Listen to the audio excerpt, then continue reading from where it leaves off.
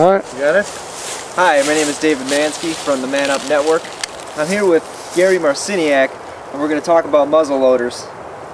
Yeah, what we got here is a trade gun that would have been used in the late 1600s and traded with the Indians and so forth. It's would have been considered a Hudson Bay trade gun with a square stock and nails holding the butt plate, and on the opposite side of the gun is a serpent. And this is 20 gauge, and it could shoot either buckshot or it could shoot shot and ball, and it was effective out to a range of about 50 yards or so. So we were going to use this for turkey hunting, and we're going to discharge the load here. This is a flintlock mechanism of ignition, and how that works is that the flint in the jaws here of the gun hits a steel plate called the frizzen, and when it hits the frizzen it kicks it open and sparks go into a little pan with gunpowder, and that little pan of gunpowder will then flash off and put a flame through the touch hole, or a little hole in the side of the barrel, which will ignite the main charge and discharge the gun.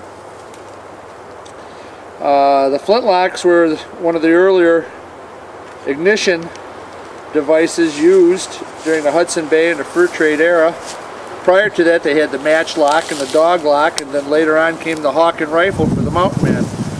But this type of gun was even used in Africa all the way up to the early 1900s. So, How long have you been using, muskets?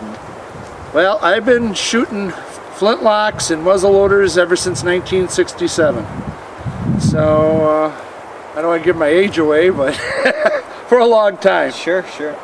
But when it rains, it gets a little tricky trying to keep your powder dry, and that's where the old cliche came up. And the other cliche that came up was a flash in the pan, and that's because the flash would go off and the gun wouldn't discharge. So a lot of these little sayings came because of this old gun.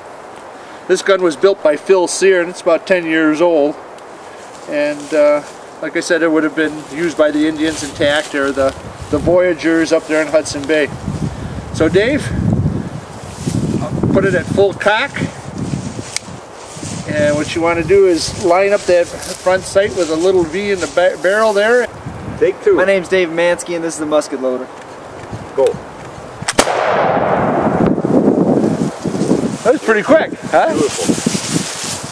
Pretty sweet. Beautiful. I appreciate it. Go.